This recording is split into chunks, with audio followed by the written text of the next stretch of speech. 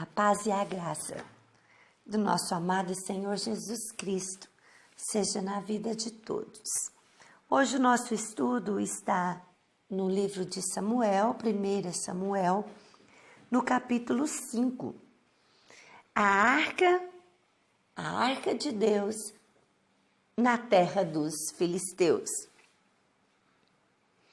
Depois de tomarem a arca de Deus, os filisteus a levaram de Ebenezer para a cidade de Asdod.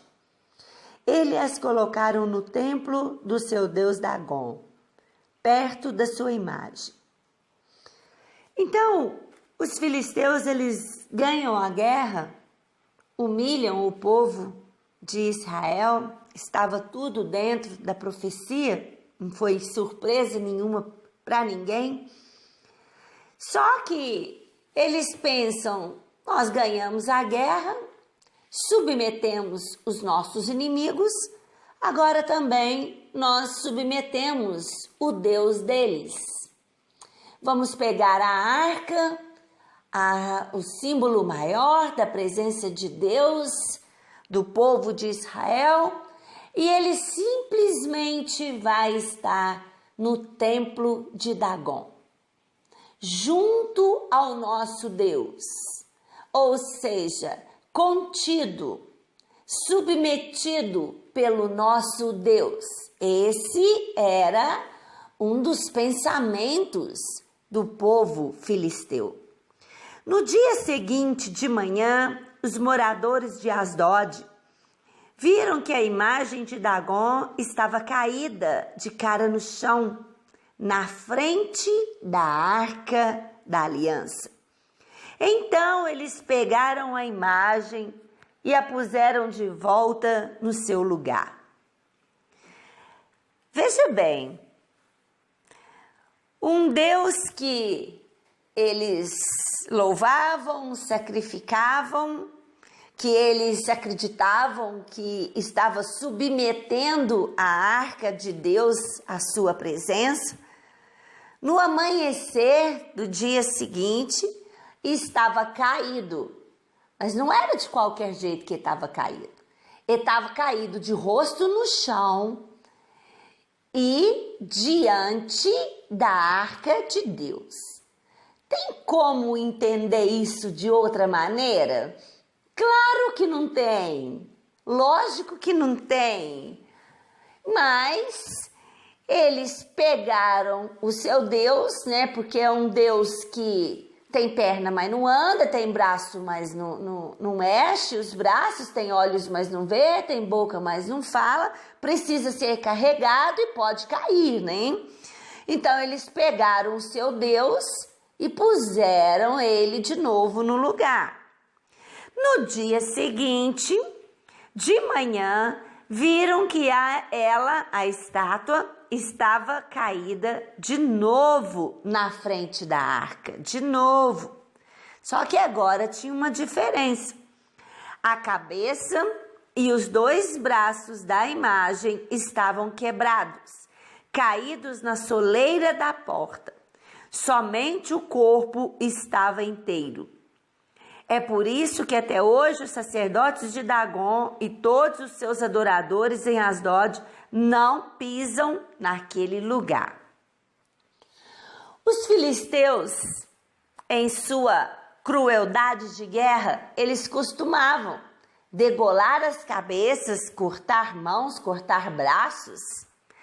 E agora eles veem o seu Deus principal não somente caído na frente da Arca da Aliança, mas degolado, cabeça para um lado, mãos para outro lado, braços cortados. De frente para a arca ficou só o restante do corpo, o tronco, pernas, ficaram diante da arca. Já era mesmo para, como diz a expressão, tremer as bases. Com o nosso Deus, um Deus que é onipotente, ele tem todo o poder. ele é onipresente, ele está presente em todos os lugares, ele não tem limite, não tem como conter Deus. Ele é onisciente, ele conhece tudo, principalmente quando nós dizemos a palavra onisciente, tudo relativo àquilo que nós não compreendemos porque está lá na frente, é futuro. Mas Deus, ele vê, porque foi Deus que criou o tempo. Ele não está contido no tempo que ele criou, ele está fora. Então ele vê lá na frente.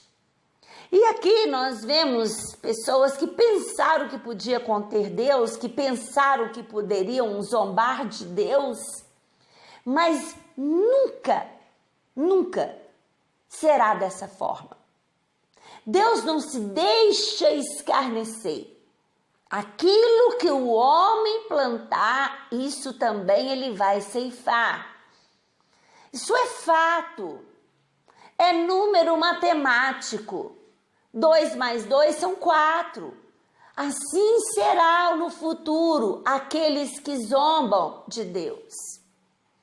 Ontem nós pudemos estudar um pouco nas nossas reuniões de célula e esse assunto foi também abordado. Se nós pecamos, nós conhecemos a verdade, nós conhecemos quem é o nosso Deus, como é o nosso Deus, que zela pela santidade, que zela pela sua palavra, para a cumprir enquanto ela não cumpre toda.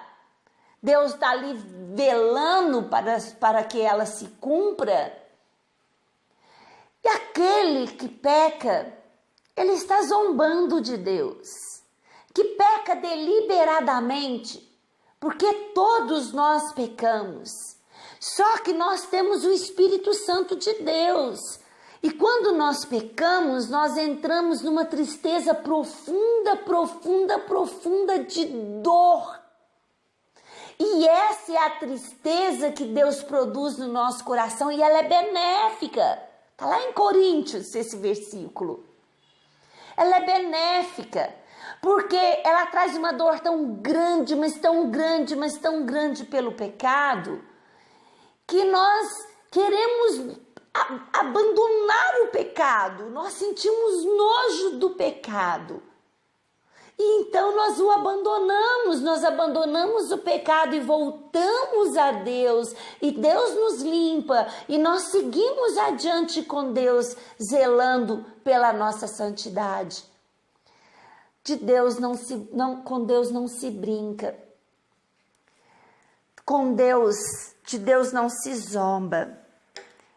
Pode parecer que está tudo tranquilo, que as coisas não vão mudar, mas vai mudar. As escolhas que nós fazemos têm sim consequência. E a escolha certa? A escolha certa é a vida. Quem é a vida? Jesus Cristo, que é o caminho, a verdade e a vida. Essa é a escolha certa. Essa é a escolha para ter vida aqui na terra. Essa é a escolha para termos vida eterna com Deus. Como dizem alguns estudiosos, o pior do inferno não é propriamente o inferno, as densas trevas, as dores do inferno. O pior do inferno é nunca poder contemplar a pessoa de Jesus Cristo, né?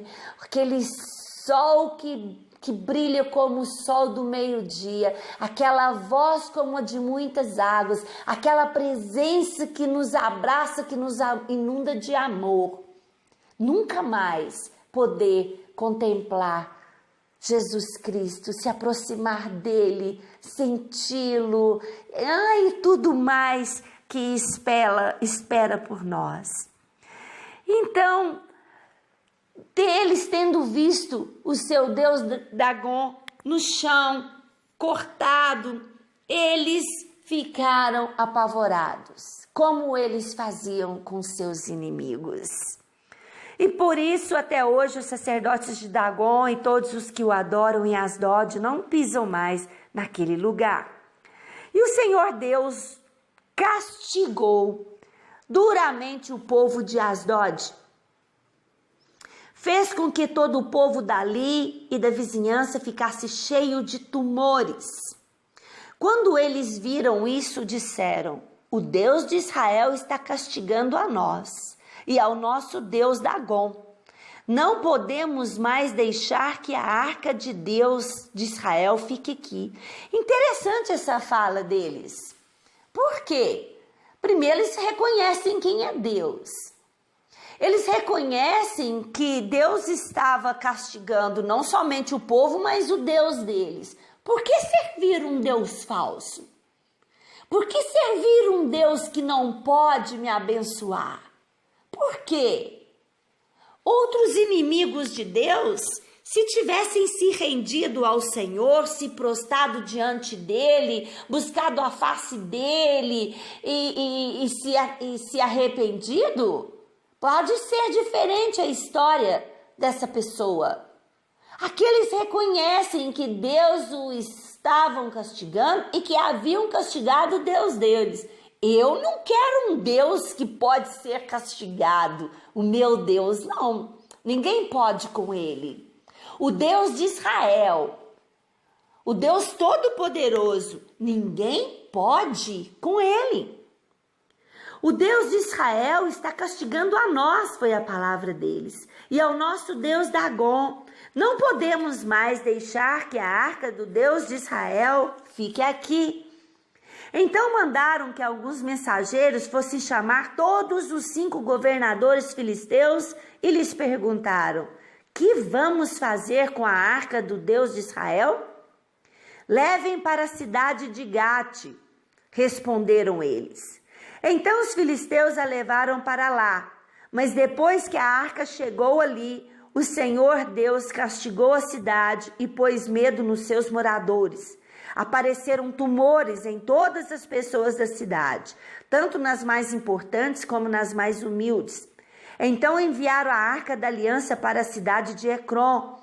Quando a arca chegou lá, o povo começou a gritar: trouxeram a arca do Deus de Israel para cá, eles querem acabar com a gente. A arca da aliança, que simbolizava a presença de Deus, estava andando de um lugar a outro.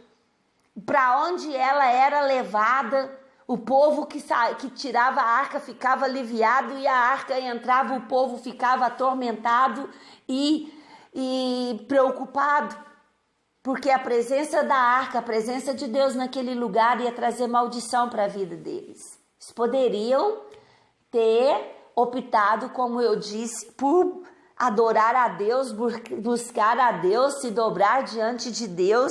No entanto, tudo o que eles queriam era ficar livre de Deus. Mas sabe de uma coisa?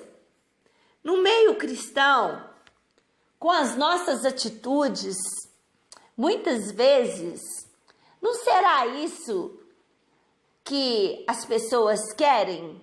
Ficar livre de Deus? Não ouvir mais falar de Deus?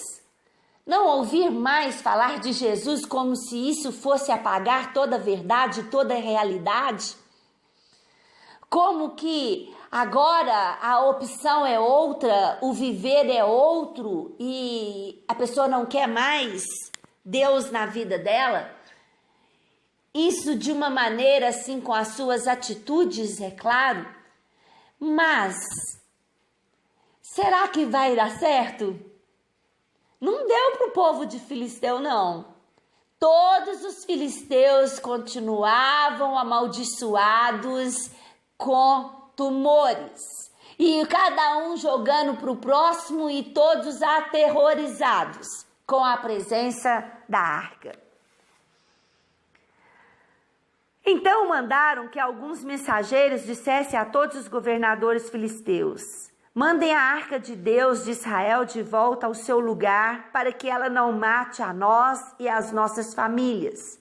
Houve morte e destruição em toda a cidade, por causa do castigo severo de Deus.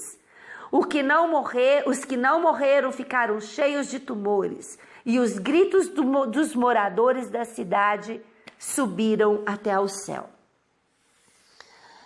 Nós já vimos Deus se levantar contra outros povos de uma maneira terrível, estrondosa. Vimos isso com os egípcios, vimos isso com outros inimigos. Lembrando que os filisteus era um dos inimigos que Israel deveria derrotar quando chegaram na terra de Canaã.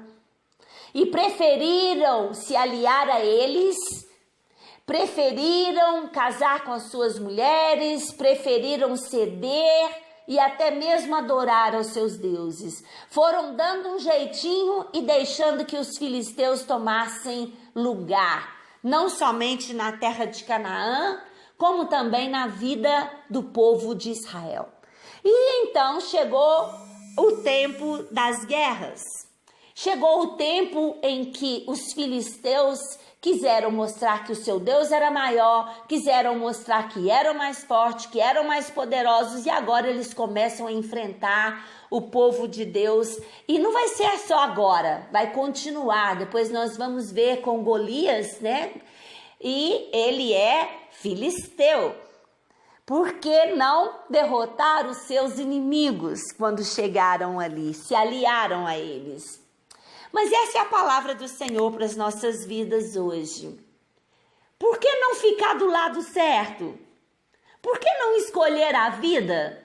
Por que não escolher o time que está vencendo, que é vencedor e que nunca vai perder? Deus, o Deus de Israel, o Deus Todo-Poderoso, é meu Deus, é o Deus da minha vida, é o Deus da minha família. Que essa seja a sua palavra, em nome de Jesus.